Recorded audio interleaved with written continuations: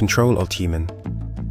One of the things that came up right before we were about to hop in and join was Elon Musk's unsolicited bid to purchase OpenAI. Listen, we were going to make this a topic in a couple of months or a couple of weeks, about the original lawsuit that was filed in August 2024 around OpenAI. I don't know if everybody realizes that there was a lawsuit against OpenAI in August of last year. And that's because if people haven't been paying attention, OpenAI started as this like open source, dev project that was supposed to be altruistic and all about making AI better. And it had all of these really big titans on their board of directors from the tech community. And we all know why they invested in OpenAI. They wanted to keep a monopoly on large AI models. Like that's why they did it. And then when Altman came out and said, you know what, we're going to give the right amount of money from a equity perspective to the not-for-profit, but the not-for-profit will no longer have operational control on OpenAI.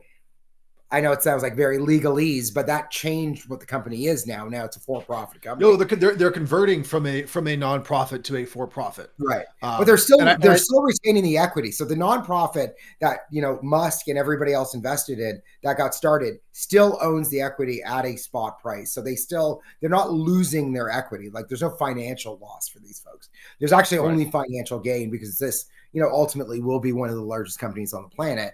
It'll be a Microsoft. It'll be a Meta. It will be that, I guess it will be a Tesla. But ultimately, it's going to be a huge juggernaut tech company. And they don't like it. I mean, let's be honest. Musk does not like that. And the offers. Musk was an early investor. And, I think he's invested about $40-something million to date. Yeah. And, look, this might just be cyberbullying at a very high level. This is not blasting people on LinkedIn or whatever. This is, an unsolicited offer for $97 billion, which is interesting too, because, as OpenAI, that's where the Twitter offer started, right? That's where the Twitter it's true. Yeah, it was unsolicited. But, the offer, by the way, is,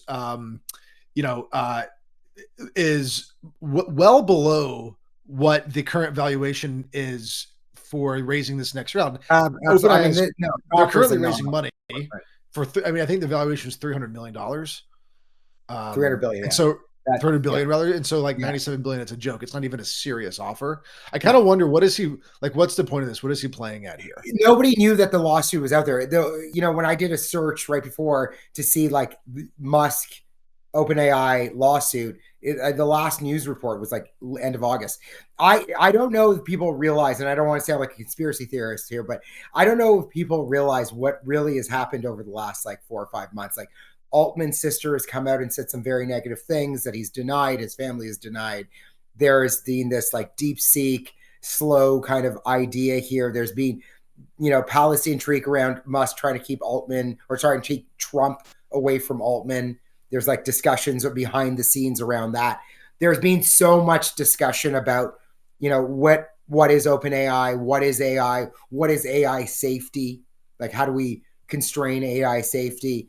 All of this is all happening underneath the surface. And this is truly the 1% of the 1% yelling at each other about ownership of the next generation of technology, which is AI first companies like OpenAI. I know XAI exists, but it's not a real thing. I mean, if you've ever used it, it's pretty crappy. It's pretty lousy. It's not meant to be a fair competitor to anything. Now you have something that he invested in being going to be monetized as this next big platform. And we keep on saying this, and I don't know that people are really getting it. And we just had a meeting internally at Brick, and I had to explain it again. Software companies and AI companies are different types of companies. A software company enables humans to log in somewhere and do stuff. An AI company, generally like a Brick or, now an OpenAI that's a private company, we're all about generatively creating the workflow. So whether it's, Brick automating a set of tasks so that a human doesn't have to log into a PC or complete an AP invoice or do certain work they don't want to do anymore, or it's about writing an essay in OpenAI world and having an essay or an article be automatically generated. These are different types of companies. The end result, and the only way to truly describe how monumental this shift is the idea that software is dead. I mean, you want to say something bold like that. You want to say software is a commodity. What does that mean? CRM, it's HubSpot, Salesforce, whatever. It's a screen you put opportunities into. What is an email client? It's Outlook, it's Superhuman, it's whatever. It's where you go to enter an email. Software is dead. We are post-software. We are now in a post-software technology world. What is real is AI first companies, and where this is going to blow up for everyone. And I think where Elon Musk is very smart in trying to fight OpenAI from being a private company and probably one of the largest, eventually one of the largest public companies to ever exist, is that he knows his software companies are not AI first. He knows the idea of going somewhere and doing something and doing it all manually, because it is manual. Software is a hammer. That's how you do it. Right. AI is a nail gun.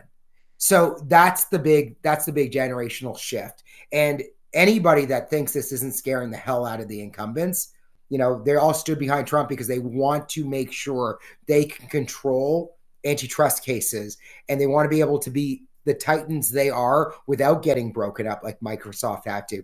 And remember, Microsoft was broken up. Republicans, Democrats voted for that. But we're not looking at these other giants being broken up. Quite frankly, it's quite the opposite. But the one thing that threatens them so severely is things like OpenAI, things like Brick. Yeah. And maybe part of, OpenAI has been criticized for, it's starting its mission out as nonprofit, moving to a for-profit entity. Potentially part of the choice to do that is really, this is a matter of protection. And, I think open sourcing, OpenAI is the only company in the kind of that chat bot space, if you will, making money right now. And a lot of it's through their hobby, right? Right, exactly. Yeah, AI is a hobby for software companies right now. Microsoft Copilot's kind of like a cute panel with a nice logo that I don't think anybody's ever used. It's kind of a nuisance. You have to keep on minimizing it. It's like, get away. What are you doing in here? And now Workspaces got Gemini, which is Google's version of, Microsoft Office. And it's summarizing a document that I'm currently writing. I mean, there's no real utility there. Sure, you're seeing these like hobbyist AI, but OpenAI is a AI first company. Right. And yes, they are in the chatbot space, but they're generative. I mean, it's more than a chatbot. I mean, it's not like they're just going out there and trying to, answer customer service queries. They're an all-purpose, all-encompassing generative AI tool. And, if you license it at a good clip, they're going to be huge. They really, though, have to be careful as well. And I think the balancing act, of course, they shouldn't have been a not-for-profit. They shouldn't have been one to start with. But the balancing act here is that ultimately, is generative now already commoditized? Is, the idea of the baseline of generative. Here's Anthropic coming out and saying, hey, question, do you guys want us to take over your machines?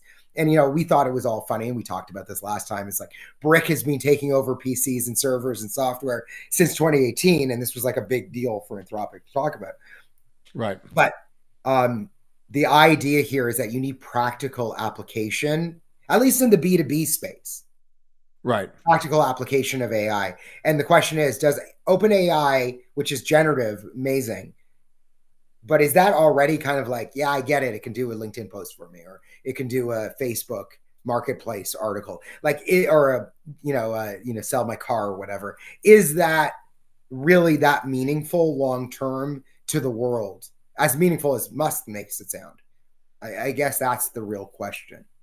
Yeah, I think that's the real question. I think it's, back to the point that because they're an AI first company, they're building a lot of the infrastructure that these models are being trained on versus, someone that's using the underlying infrastructure that's being trained, to then build, kind of like specialized Right. products around. So like, yeah, I think that, you know, it does this unsolicited offer, which I think, Just by the trying to get way, noticed.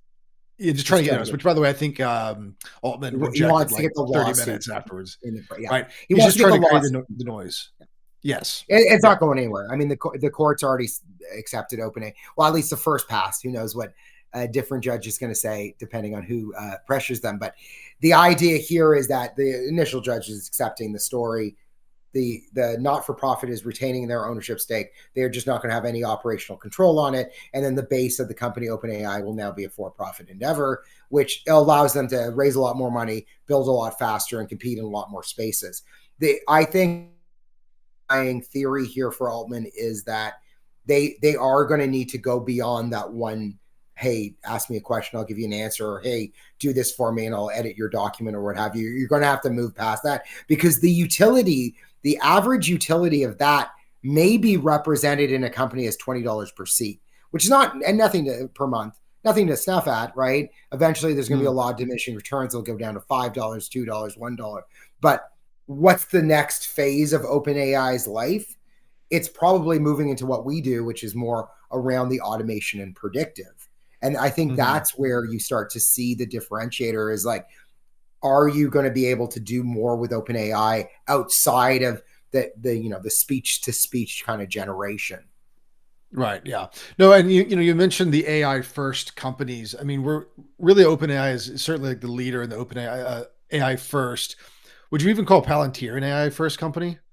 I mean, yes, I really, they built their models before anybody even knew what a model was. They were hand waving and explaining, and I bought a lot of Palantir, luckily, when they were sitting at $16, $17 a share. You had the knuckleheads in Wall Street not really understanding what they did. I mean, they were like, is this like a CRM tool? Is this, they had no idea, and they sold to Right. government, and they had all these It's like models they Power built, BI these for predictive the models. CIA or whatever. Yeah, they're just doing those like minor things like finding terrorists and stuff. Right. Sorry, we weren't like HubSpot. But that's the thing. That's why they languished at such a low stock price for so long. Now it's so on trend. Now you have all of these ideas. Palantir was an AI first company before there were AI first companies. And I think Yeah. they struggled like us early on, trying to hand wave to explain what is a company that isn't the system of record, but is the system of action and intent. Like, what kind of company is that? Because we spent so many years in B2B software saying we need to be the system of record. We are an accounting system. We are the system of record of money. That's when we talk commoditization, when we talk who cares, when we talk, Right. isn't that free? That systems of record, I think, are free now. In a lot of cases, they are. You Yeah. want to track an opportunity, you want to track your address book, it's the race to zero. It's what you do with it. What is the action? What is the system of action? Going and logging into a computer system and typing into it might as well and will look like a service bureau in the 20s and 30s. Yeah. You know those old pictures, Ellis, where there's rows and rows Sure. of typewriters and you see these little people sitting at Totally. them, Yeah. they're all typing in their insurance company? Yeah. That's a system of record, those pieces of Right. paper. Right. The system of action actually cleared out that entire room. So there is a fundamental differentiator right now. And I think that's why the lawsuit is there. And I think that's why the silly offer is there. But also, I will say this is not the last salvo. Like, I mean, they might say Altman's like should go to Guantanamo next. Who knows what they're going to do to this guy? This is like they're coming after OpenAI hard. And I will say this again: there are no borders in this fight. There are no borders in that fight. It was not an accident that Deep Sneak showed up the day after Trump and Altman signed that infrastructure, and they're all standing there clapping. There's no joke. This is not your regular bordered America versus the world or China versus America fight. This is an existential battle for the next generation in software. I won't call it software. The next generation in technology.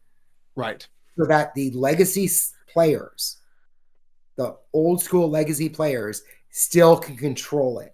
And OpenAI ain't going to let them do it. They're going to No, be their own company, and it will go through. There's no way. This is America. This is, you know, profit first, and so that's what it because is. the back has not yet been broken on the business Right. model for AI first businesses, because That's you're, yeah, in the traditional world of software, yeah, you're selling a license, you have users, transaction costs, whatever it is. right. OpenAI is experimenting, right? There's a $20 a month model, there's a $200 a month model.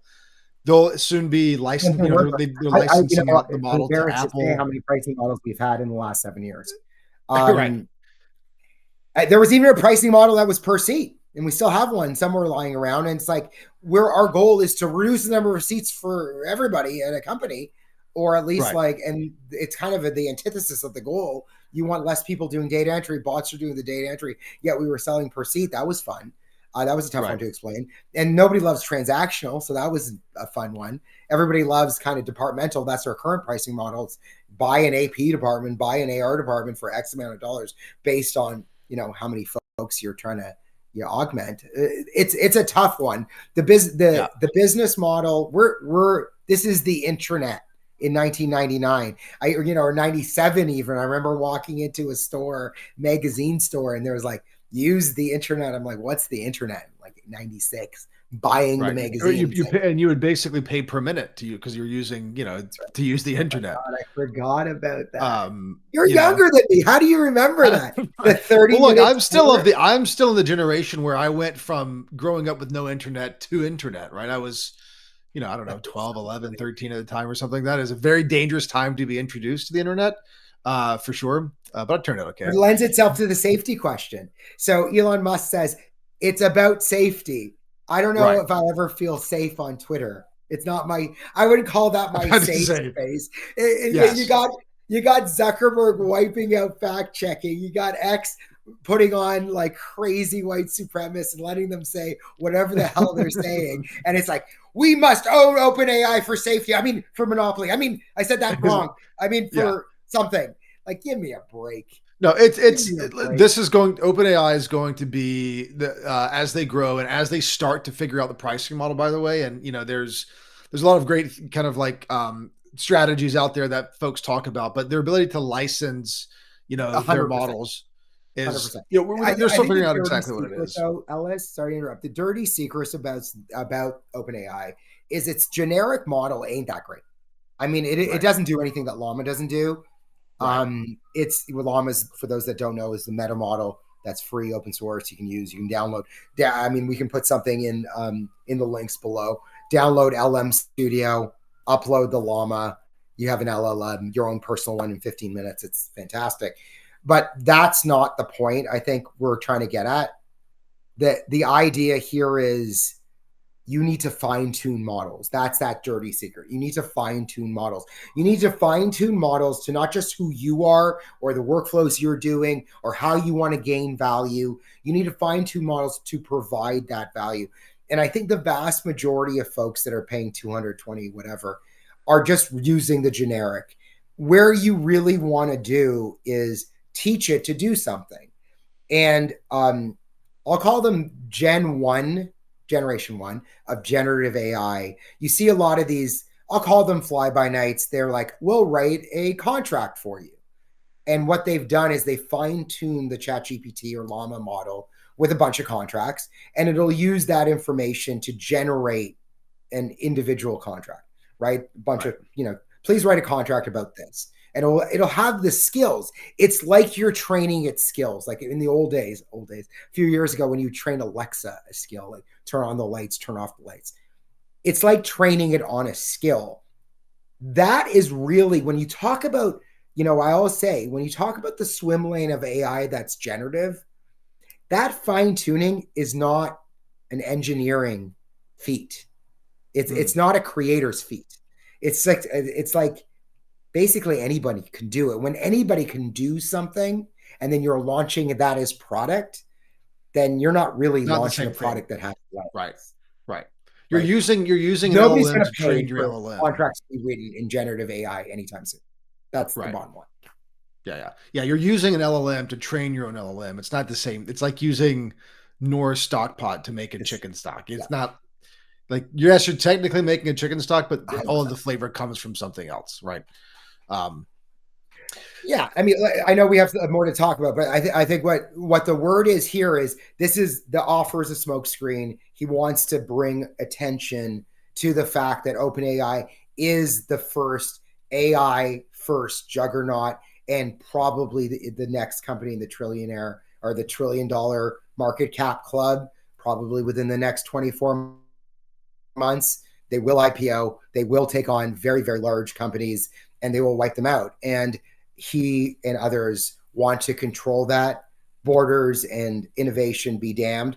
And actually, at all of our detriment, they want to be the standard oil. These tech titans want to be the standard oil. They want to be the trusts that we had, and they want to make sure they control all the technology they can get their hands on.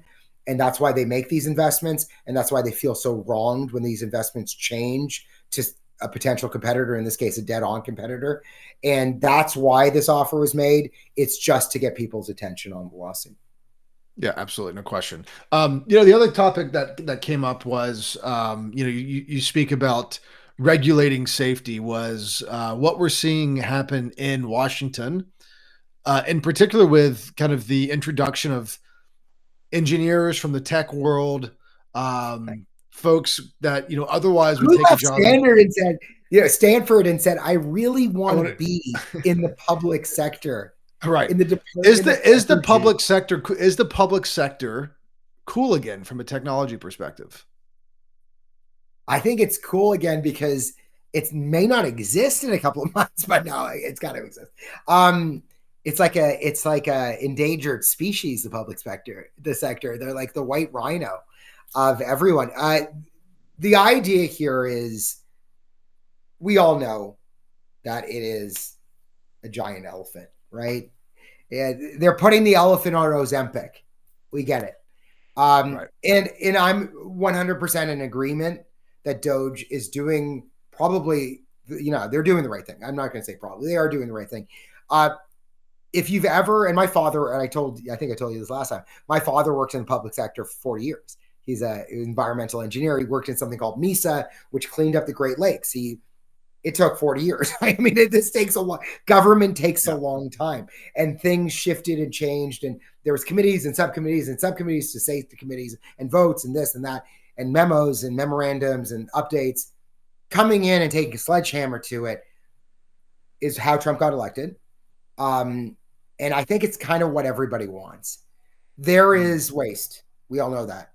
You can't always argue the fact that this was going to be pretty. I don't care what your politics are, and I'm extremely independent. This had to happen this way. You could not walk in and just take, a straw poll and say, hey, everyone, who thinks they don't deserve to be here? Whose projects are useless? That was never going to happen. I think the way he's doing it is very Silicon Valley based, right? You're going in there and you're looking at the payment system. Like, that makes sense. Follow the money. Right. What do we say in all the president's men? The number one line: follow the money. It's government. Follow the money. Where is the money going? And you're going to find out where the waste is. It's the most logical way of doing this. The public sector, though, these people now work in the public sector. I don't know if they know what that means, but I don't care that DOGE is an extra governmental entity. They work in the public sector. They may be internal audit for the public sector, but they work in the public sector. I don't know if they know what those salaries look like, but they might want a pension. They're not that pension. but the lawsuits have just started. They're going to have to, Ellis, I'll place a bet. They're going to have to modify their methodologies to make it follow certain cases so that they don't run amok of the courts and they can continue moving in the right direction to get that Ozempic shot into the government's very large belly. But the idea here is that if they don't evolve and they just keep on running head into the concrete wall, it might all just become a silly distraction. We don't want, being more fit as a country becoming a silly distraction and a pissing contest. We want this to be really generally about how do you make the country not big government, not small government, but smart government? That's what we are calling for. Smart government, uses aid to curry favor with governments and countries so that you have allies. That is smart government. How you do that is implementing it in an efficient, clean, smart way. I don't know that we have been doing that correctly. I don't know. I'm no expert. It's not my bag. I'm in, software and AI software. But this idea here is that they're going to have to look at things within the legality of how to implement these cuts. And it's not the private sector. You can't just send an email and say, everybody go home. There are unions. There's a lot of legal cases and precedent that they can use to stop things. So they got to do it. Talking about smart government, DOGE is going to have to get smarter, maybe a little craftier than just kind of breaking into things. But the idea that, you're replacing, the CIO of the Department of Energy, which just a little known fact, Department of Energy, not little known fact, I guess you guys know that. Don't they have controls in nuclear bombs? Don't we? Doesn't that department make nuclear bombs? Sure. You replace the CIO. I mean, there's been ransomware on Twitter. It's not like they're bulletproof. So let's just be careful and smart about how we get to smart government. Control Alt Human